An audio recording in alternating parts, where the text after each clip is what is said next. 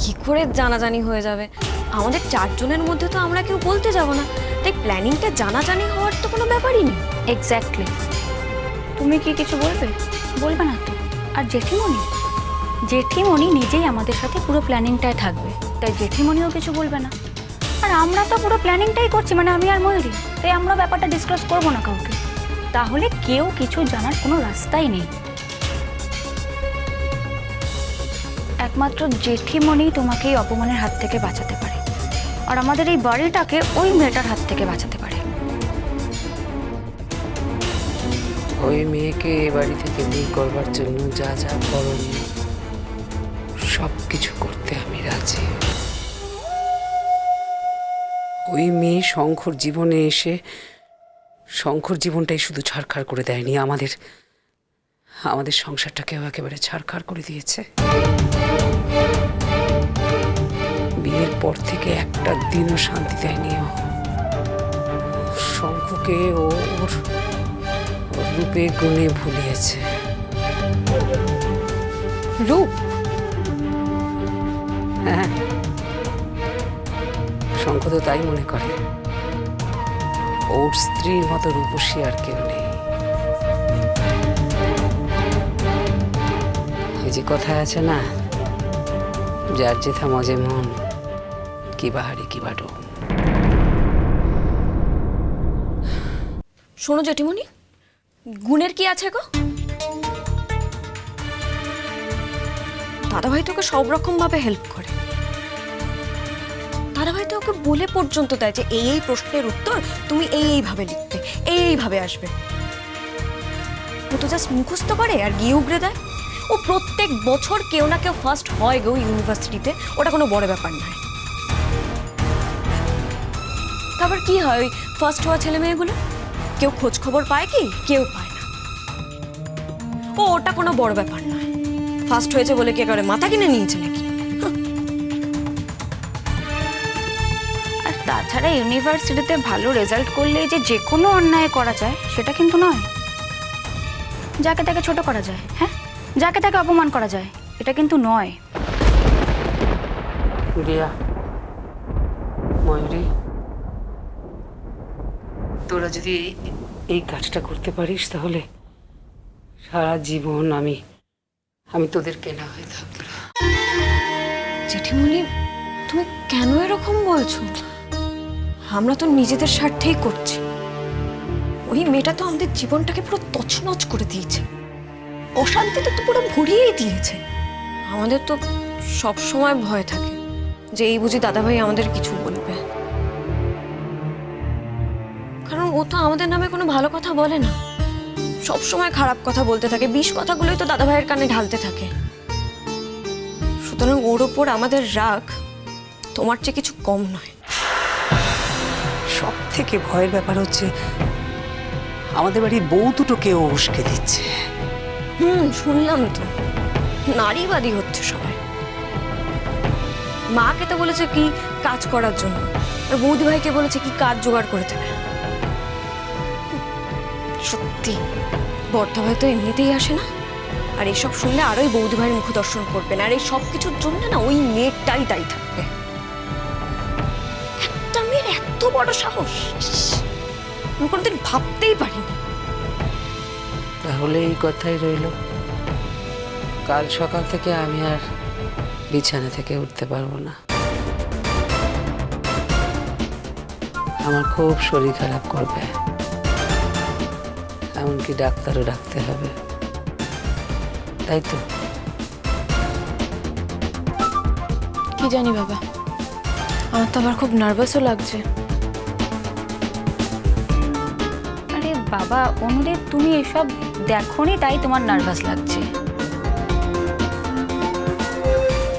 আরে বাবা, কিচ্ছু নার্ভাস লাগার নেই, একদম নার্ভাস হবে না। শোনো, তুমি না মাঝে মাঝে গিয়ে জেঠিমনির কাছে বসে থাকবে, একটু মুখ শুকনো করে বসে থাকবে, কেমন? বাকিটা আমরা সামলে নেব। তাহলে জেঠিমনি, কথাটা পাকা রইল?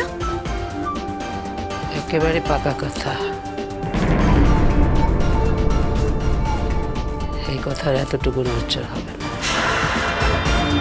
ছোটু, আজ আমাদের একটা মিটিং আছে না? আছে তো 10টা জায়গা। তোমরা চলে যাও, আমি এই 10টার মধ্যে যেতে পারবো না, পরে যাবো। তোমার বৌদি খুব অসুস্থ হয়ে পড়েছে। সে কি হয়েছে জেঠিমণি? কি জানি, রাত্রিবেলা তো ভালো মানুষ ঘুমোতে গেল, সকালবেলা উঠে দেখি মাথা তুলতে পারছে না, মাথায় যন্ত্রণা, গায়ে হাত পায়ে খুব যন্ত্রণা, প্যালপিটেশনও আছে, কথাই বলতে পারছে না বেচারি। বর্দা, তাহলে তো ইমিডিয়েটলি ডক্টর দাশগুপ্তকে ফোন করতে হবে। সেই ফোনটা তাড়াতাড়ি করো আর আসতে বলো। তোমাদের তো যেতেই হবে শঙ্খ। হ্যাঁ, আসলে আজকে ওই নতুন কোর্সগুলো ওগুলো অ্যাপ্রুভালের জন্য একটা মিটিং আছে। সেই মিটিংটা তো কোনোভাবেই ক্যান্সেল করা সম্ভব নয়। তাহলে কি করব বলো? তোমরা চলে যাও, আমি থেকে যাচ্ছি। না না, তুমি না গেলে তো হবে না। না না, তা কেন? বাবা তো চলে আসবে ওদিক থেকে। যতই বাবা চলে আসুক, তোমাকে তো থাকতেই হবে। বরঞ্চ আমি না গেলে কোনো অসুবিধা হবে না। বর্দা, কি বলছো? তুমি না গেলে কিভাবে হবে? শৈশবোধ করার অনেক ব্যাপার আছে, সেগুলো করতে হবে তো। হ্যাঁ না, আমি যাব না সে কথা তো বলিনি। আমি যাবো, ডাক্তার আসুক, দেখুক কি বলে, দেখি তারপরে যাবো। সে কি বড়দা, এত কিছু ঘটনা ঘটে গেল অথচ আমরা তো কেউ কিছুই জানি না। আপনি তো আমাদের একবার ডাকতে পারতেন। জ্বর কি আছে বাবা? তোমরা তো উপরে গিয়ে একবার দেখে এলে পারতে। আমি তো এত দেরি করে নিচে নামি না। আমি নামিনি, তার যথেষ্ট কারণ আছে। মানুষটা অসুস্থ, তাকে ফেলে কি করে নামি আমি? তোমরা তো উপরে গিয়ে আবার উঁকি ঝুঁকি দিয়ে দেখার প্রয়োজনও মনে করনি। না বড়দা, আমরা বুঝবো কি করে বলুন তো? আপনি তো অনেক সময় দেরি করে নিচে নামেন, এক একদিন তো এরকম হয়, তাই না? তর্ক করো না, তর্ক করো না। তর্ক করা আমি মোটে পছন্দ করি না। তোমাদের গাফিলতি সেটা তো কোনোদিন স্বীকার করলে না, সে নাই বা করলে, কিন্তু তর্ক করে নিজেদের দোষ ঢাকতে কোনো চেষ্টা করো না, কোনো প্রমাণ করবার চেষ্টা করো না তর্ক করে। তুমি তো পুত্রবধূ, তোমার ভূমিকাটা কি? তোমার তো কোনো ভূমিকাই আমি দেখতে পাচ্ছি না। শাশুড়িকে কি করে সেবা করতে হয় সেটা তুমি নিশ্চয়ই একেবারেই জানো না। না বাবা, মা তো সুস্থ মানুষ, সচল সবল, ওনার তো এই ধরনের সেবার দরকার হয়নি এতদিন।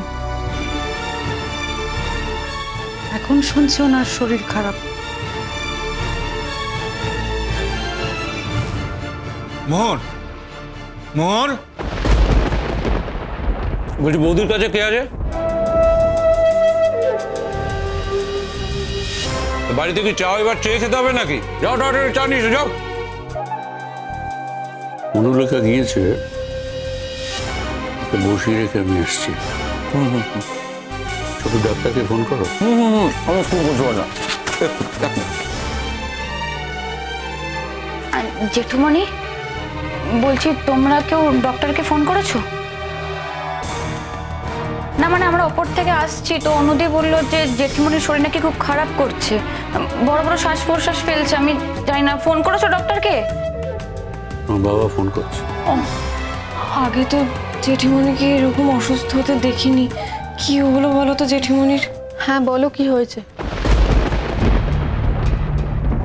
মোহর, মোহর শোনো, জেঠিমণি কিন্তু খুব অসুস্থ হয়ে পড়েছে।